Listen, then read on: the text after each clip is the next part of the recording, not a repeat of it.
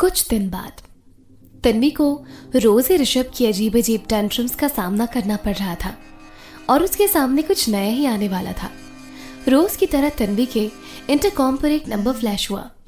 अब hello sir, come into my cabin. Tanvi ने pen और नोटपैड लिया और ऋषभ के कैबिन को खटखटाया। कम इन। तन्वी ने देखा कि ऋषभ अपनी सीट पर नहीं है। उसने देखा कि वो कोट उतार कर अपना लैपटॉप रखकर सोफे पर बैठा हुआ था। उसने तन्वी की तरफ घूर कर देखा। तन्वी ने अपना थूक निगला और किसी तरह से बोली, अब आपने बुलाया सर? ऋषभ ने तन्वी पर नजर डाली। खूबसूरत सा चेहरा, बाल गेरुआ रंग और बिल्कुल ऑफिशियल डेकोरम के हिसाब से सलीकेदार कपड़े। तन्वी, आज रात 8 बजे होटल मौर्या में मेरी एक मीटिंग है। तन्वी ने उसे देखकर कहा। जी सर, ऋषभ ने आगे कहा, और मैं चाहता हूं कि आप भी मेरे साथ होटल मौर्या आए। रात में? तन्वी ने सवाल किया। ऋषभ उठकर खड़ा हो गया और बोला, आपने मैनुअल पढ़ा ना कि आपको मेरे साथ हर मीटिंग में जाना होगा? जी सर, ऋषभ ने उसके कपड़ों की तरफ इशारा करते हुए कहा। अब आप होटल मौर्या ऐसे कपड़े तो पहन कर आ नहीं सकती। उसने टाइम देखा। अभी 6 बजे हैं। आप घर जाइए और चेंज करके सीधा होटल मौर्या पहुंच जाइए। Hope it's okay to you. Tanvi ने अपना सर हिलाया।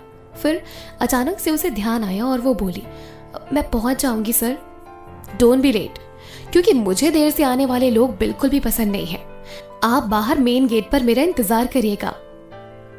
ऋषभ ने दरवाजे की तरफ इशारा करते हुए कहा। अब जी सर, ऋषभ ने दरवाजे की तरफ इशारा करते हुए कहा। Now out. तन्वी वहां से निकल गई और सीधा अपने घर के लिए निकल पड़ी। तन्वी का घर। तन्वी घर पहुंचकर अपनी अलमारी खोलकर मीटिंग के लिए कपड़े सिलेक्ट करने लग गई। उसे समझ नहीं आ रहा था कि आखिर क्या पहने। इतने में ही नैना वहां आ गई। बिखरा हुआ कमरा देखकर वो बोली, तन्वी ये सब क्या है? नैना, आज मुझे होटल मौर्या में ऋषभ सर के साथ मीटिंग में जाना है और समझ ही नहीं आ रहा कि क्या पहनूं। नैना ने तन्वी का हाथ पकड़ा और उसे बैठा दिया। शांत रह, मैं तेरे लिए कपड़े सिलेक्ट करती हूँ। नैना अलमारी में कपड़े ढूंढने लग गई। अचानक उसकी नजर एक ब्लैक गाउन पर पड़ी। उसने वो गाउन निकाला और तन्वी के हाथ में पकड़ाते हुए कहा, ये पहनो। तन्वी ने वो गाउन अपने हाथ में लिया और देखने लगी। नैना ने अपनी भौहें उठाकर पूछा, कैसी है? तन्वी अजीब नजरों से उस ड्रेस को ऊपर से नीचे तक देखती हुई बोली, आर यू श्योर कि मैं यही ड्रेस पहनकर मीटिंग में जाऊं? तन्वी, तू होटल मौर्या जाने वाली है, 7 स्टार होटल, और वो भी उस नंदा इंडस्ट्रीज के सीईओ के साथ। तुझे किसी से भी कम नहीं लगना है, समझी? अब जाओ और चेंज कर। तन्वी ने ड्रेस लिया और चेंज करने चली गई। जब वो बाहर आई तो नैना ने उसे देखते ही कहा, वाह तन्वी, आज कहीं उस ऋषभ को घायल मत कर देना। तन्वी हंसने लग गई। उसने हल्का सा मेकअप किया और पर्स हाथ में लेकर सीधा होटल मौर्या के लिए कैब लेकर निकल गई। होटल मौर्या। तन्वी होटल मौर्या पहुंच गई और बाहरी गेट पर ऋषभ का इंतजार करने लग गई, लेकिन अभी तक उस ऋषभ का आता पता नहीं था। तन्वी ने टाइम देखा। 8 बज रहे, सर आने वाले होंगे।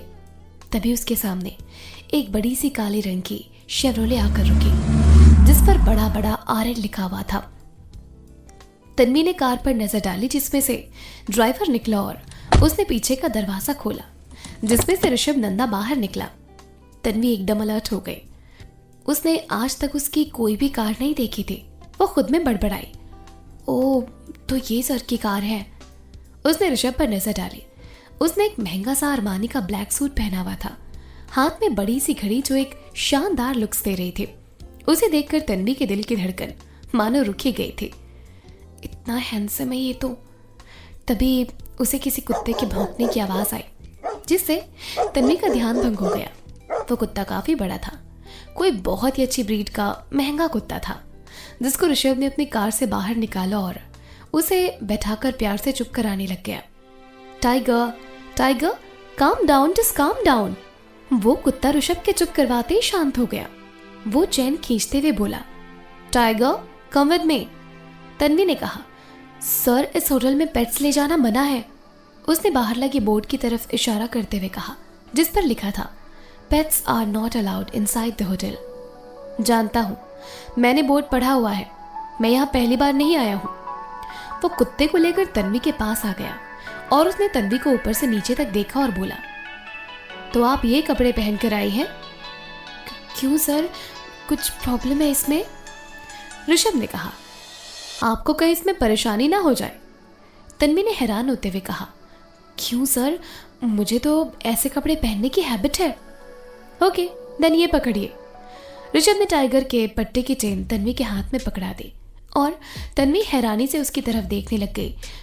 सर ये क्या? तन्वी ने पूछा। जब तक मैं अंदर मीटिंग अटेंड करता हूँ तब तक आप मेरे टाइगर को संभालिए, इसे यहाँ गार्डन में घुमाइए। तन्वी उसकी बात सुनकर हैरान से ज्यादा परेशान थी। ये आदमी तो सनकी है। सोच क्या रही हैं? लीजिए इस चेन को पकड़िए। सर आपने मुझे यहाँ इस काम के लिए बुलाया है? मुझे लगा कि... ऋषभ बोला कि आप मेरे साथ अंदर जाकर ये मीटिंग अटेंड करेंगी। मैंने कहा था कि आप मेरे साथ मीटिंग में आ रही हैं। जी सर, तन्वी ने जवाब दिया। लेकिन ये नहीं कहा था कि आप मीटिंग अटेंड भी करने वाली हैं। ऋषभ ने टेंट्रम फेंकते हुए कहा। तो सर मैं भी मीटिंग में... ऋषभ ने बीच में टोकते हुए कहा। जी नहीं, आप टाइगर को देखिए। तन्वी थोड़ा सख्त हो गई और उसकी आंखों में देखते हुए बोली, सर मैं घर जा रही हूँ। व्हाट? ऋषभ गुस्से में बोला। सर मैं घर जा रही हूँ, तन्वी ने नाराज होते हुए कहा। तो आप मेरा ये काम नहीं करेंगी? ऋषभ ने गुस्से वाले चेहरे से उसे देखते हुए पूछा। नहीं, तन्वी ने साफ मना कर दिया। ऋषभ ने ताव में आकर कहा, you are fired, get lost now. Tanvi जाने लगी तो ऋषभ ने उसे रोकते हुए कहा, कल आकर ऑफिस में अपना हिसाब कर लीजिएगा। Sure sir. तन्वी वापस जाने के लिए मुड़ गई।